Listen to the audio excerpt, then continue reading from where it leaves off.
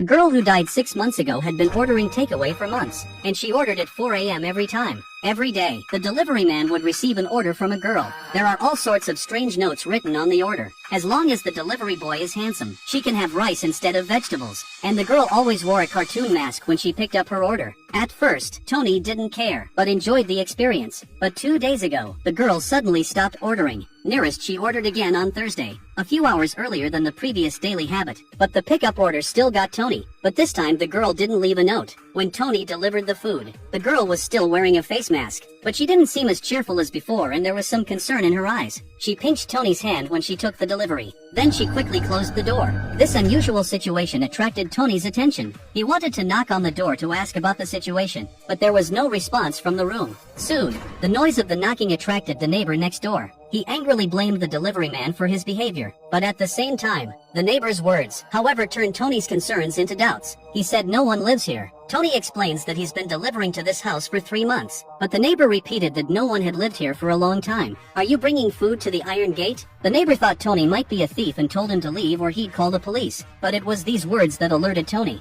He was worried about the girl and went to the police. At the same time, the property owner came along, but what they said was even more baffling. They said the resident's name was Linda. She died in a car accident 6 months ago. The house has been empty for a long time. The police checked the records and confirmed what the property owner said. So we thought the delivery man might be mentally challenged. So they told him to come back when he saw the lady. But Tony knew in his heart there was nothing wrong with him. He tried to call the girl's phone, but there's no answer on the phone. Ever since then, Tony had something on his mind. He couldn't concentrate on his work all day. That day, he came to Officer Peter's house to deliver food. He saw the police uniform hanging in the house. Tony decided to tell him the strange story. He was sure that the girl with the mask was real. It's very possible that something went wrong the day he delivered her last meal. Tony even felt that there was someone behind the door. When Peter heard that, he thought it made sense. So he called his colleague and decided to investigate the situation. He opened the door and found no signs of prying, and the furniture in the house was covered with white cloth. No one had lived there for a long time, but there was a strange phenomenon. The fridge was cold. Kitchenware and some corners were clean. There's no dust at all, and the water in the pipes is clean. The same with the toilet, and they found a fresh hair follicle on the toilet floor. It's obvious. This house could have been occupied recently,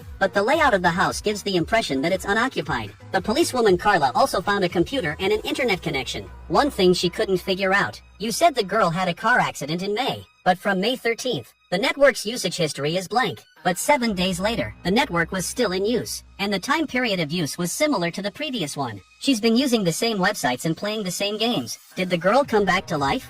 And it's exactly when the girl was supposed to go home after 7 days. But the police won't believe this kind of unscientific thing. Colleagues began to doubt the delivery man's story. That's when Peter said, the delivery man appeared to be lucid when he stated this fact. From the traces we've seen so far, there must be something going on in this house that no one knows about. However, the current conditions are not conducive to an investigation. So after discussing the matter, they decided to investigate privately. First, they went to the girl's parents' house, but something even more incomprehensible happened.